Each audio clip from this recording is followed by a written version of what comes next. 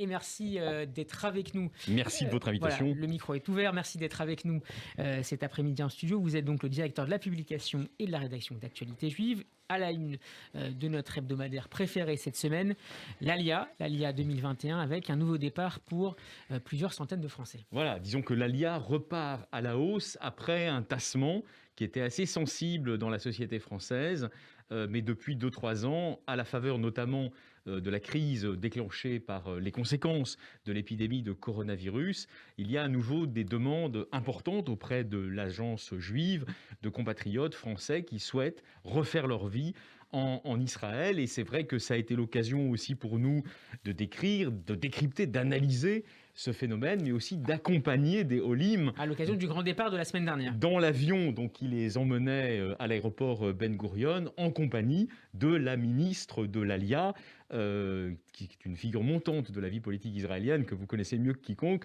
Pnina Tamano-Shata, qui est en train de devenir vraiment une star de la vie politique israélienne. Et qui vous a accordé une longue interview dans ce numéro. Voilà, et qui a répondu aux questions d'actualité juive que lui posait Yael Semama. Ça a été l'occasion d'ailleurs de vérifier, et c'est très intéressant pour nous, qu'il y a une centralité grandissante de la France, du français, dans, on va dire, le personnel politique israélien qui est de plus en plus sensible à ce que représente l'Alia française et donc aussi, il faut bien dire, la culture française. Pour quelle raison, selon vous, Alexis ?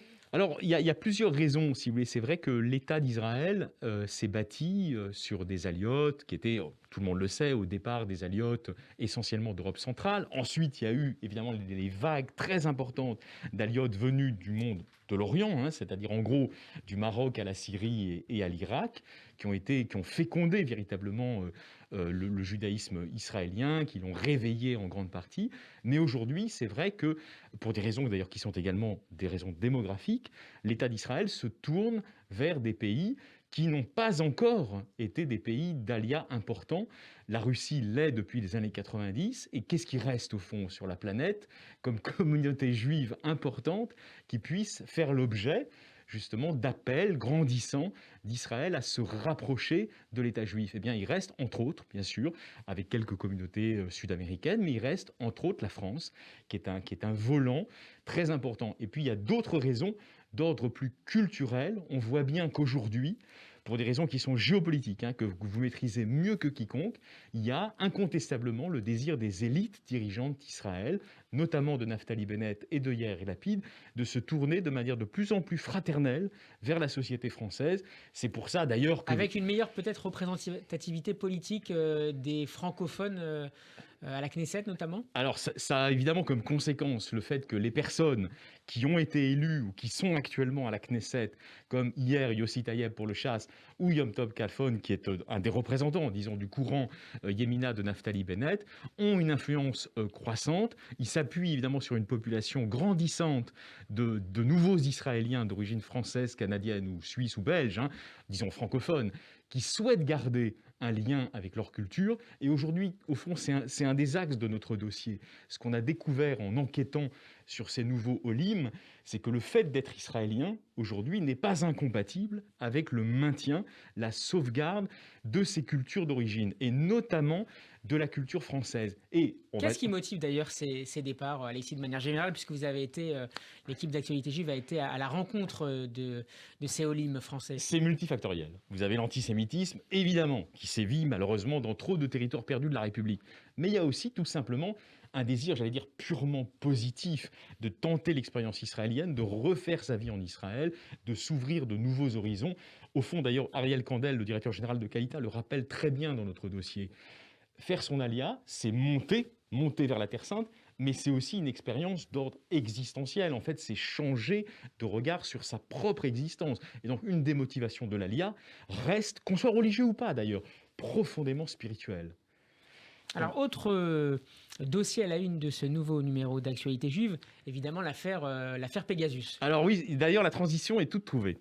Car nous avons donc une perturbation, on va dire, notable de la relation franco-israélienne à la suite des révélations qui s'avèrent d'ailleurs peut-être fausses, selon lesquelles il y a eu des interceptions téléphoniques par le Maroc d'un des 3 téléphones portables recensés du président de la République En tout cas, de la française. présence des numéros d'Emmanuel Macron sur des listes de Voilà. Pegasus. Donc, évidemment, ça crée de la perturbation en ligne, de la friture, si vous voulez, diplomatique entre la France et Israël, d'où la visite d'hier de son confrère israélien, Benny Gantz, un numéro 3 du gouvernement, qui s'est cru obligé de venir à Paris, dans les locaux de Ballard, rencontrer l'actuel ministre de la Défense pour la rassurer sur la situation. Alors, Daniel Sheikh nous indiquait hier que la visite était prévue de longue date pour d'autres questions, notamment la question libanaise et évidemment les négociations nucléaires iraniennes, mais que, compte tenu de l'actualité, la question Alors, j'ai écouté, parce que Pegasus... ça fait partie de mon métier, donc j'ai écouté l'entretien que Danny Sheikh vous a donné. Danny Sheikh, il sait de quoi il parle. C'est l'ancien ambassadeur d'Israël en France. Voilà, donc c'est comme Elie Barnavi, oui, ce sont des personnes qui savent de quoi elles parlent en matière de relations franco-israéliennes. Bien sûr que ça perturbe la relation, mais c'est conjoncturel. Plus structurellement, et il vous le dit d'ailleurs explicitement, hein, les paramètres actuels de la relation franco-israélienne ne sont pas bouleversés. Ils restent en partie inentamés, inchangés. Pourquoi ? C'est une des hypothèses, bien sûr. La relation avec les États-Unis se tend. Elle est plus compliquée, en tout cas, qu'à l'heure de l'idylle diplomatico-politique entre Donald Trump et Benjamin Netanyahou. Et donc, la conséquence, c'est que l'État d'Israël, qui est un État intelligent, a besoin d'avoir d'autres alliés dans le camp occidental. Et en ce moment, on le sait, Jean-Yves Le Drian, par exemple, a eu un tête-à-tête extrêmement fraternel et amical avec son homologue israélien Yair Lapid, qui est le numéro 2 du gouvernement. Donc il y a un rapprochement franco-israélien, ça ne veut pas dire qu'on est d'accord sur tout, mais ça veut dire qu'il y a des convergences, il y a un travail commun, notamment en matière de renseignement, et donc cette relation-là, en dépit des apparences, en dépit de tout ce qu'on écrit dans Libération ou Le Monde, si vous voulez, elle n'est pas en train d'exploser sous l'effet de l'affaire Pegasus. On va continuer à parler de relations internationales et plus précisément de géopolitique, puisque vous consacrez un grand angle, donc une longue enquête sur la géopolitique du vaccin, et notamment menée par l'État d'Israël. Oui, parce que si vous voulez, là, on a clairement un État d'Israël qui est à l'offensive. C'est-à-dire, on a eu souvent l'occasion de vous le dire à ce micro, vous l'avez vous-même souvent développé. Aujourd'hui, la Startup Nation est devenue la Vaccination Nation, c'est-à-dire que dans sa carte d'influence planétaire, Israël a aussi désormais la dimension sanitaire. C'est un incontestable succès, même si aujourd'hui il y a ce variant qui rebat un peu les cartes, mais la vaccination en Israël a été un incontestable succès. Israël a pris la tête, on va dire, de la classe occidentale en matière de vaccination, donc, de facto, d'endiguement, de containment de la menace, disons, la plus létale du virus. Évidemment, dans le monde, on regarde ce qui se passe en ce moment en Israël avec voilà. l'injection très prochaine, très probablement, d'une troisième dose de vaccin pour les personnes âgées. On regarde ce qui se passe, mais ce âgées. Qui se passe, qu'on le veuille ou non, ça plaide quand même en faveur d'Israël et de cette politique de vaccination massive.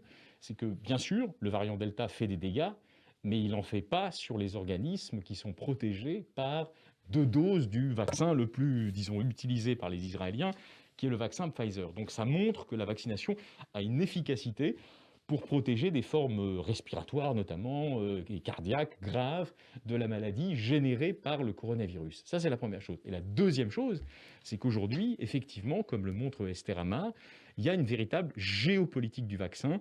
Israël est en pole position, en quelque sorte, aujourd'hui, avec les États-Unis, dans la diffusion aux pays qui en ont le plus besoin de la vaccination. Parce que ça, si vous voulez, au fond, il y a une dimension très humaniste dans la société israélienne. La société israélienne, comme la société française d'ailleurs, s'occupe des pays les plus défavorisés, notamment les pays d'Afrique, qui n'ont pas de système de vaccination et qui donc aujourd'hui se retrouvent en première ligne face aux ravages d'un coronavirus dopé par le variant Delta. Un dernier mot, Alexis, avant de conclure, l'interview que vous a accordée Mohamed Sifawi à l'occasion de la sortie de son dernier livre. Oui, alors Mohamed Sifawi, c'est quelqu'un qui est un compagnon de route des grands combats républicains du judaïsme français, car ça fait des années qu'il est absolument conscient qu'il y a en France des menaces dans les quartiers qui sont liées au travail des islamistes et notamment de ceux qu'on appelle les frères musulmans. C'est de ce on travail se souvient de ces longues enquêtes, notamment télévisuelles. Il a fait de longues enquêtes. Alors, il est réputé avoir souvent défendu les positions du régime algérien, mais ce n'est pas un problème. Le régime algérien est dans une lutte contre l'islamisme radical. Et donc, c'est vrai que Sifawi, dans ce nouveau livre, c'est passionnant. C'est plutôt une enquête d'ordre intellectuel, là, pour le coup, montre comment les frères musulmans, leurs alliés, essayent de gangréner, passez-moi l'expression, de verrouiller une partie de la gauche française. Alors, ce n'est pas toute la gauche, naturellement, certainement pas les socialistes, c'est essentiellement une gauche trotskisante dont on va trouver, disons, le cœur de cible dans la France insoumise et tout ce qui pivote autour de la France insoumise. Évidemment, c'est très grave parce qu'on sait qu'aujourd'hui, dans certains quartiers de la République, notamment dans un département comme la Seine-Saint-Denis, vous avez des élus qui sont en train de pactiser avec les islamistes. Et on sait que ce type de pacte, généralement, se fait au détriment de celui qui croit qu'il va pouvoir manipuler les islamistes. En fait, c'est le contraire, il les manipulé par eux. Et tout ça est à découvrir dans le nouveau numéro d'Actualité Juive, disponible dans tous les bons kiosques et évidemment sur abonnement sur votre site actualitéjuive au singulier.com. Merci beaucoup, On n'a pas Alexis. parlé de tout, mais il y a encore d'autres papiers. Il peut revenir. Merci Alexis. beaucoup.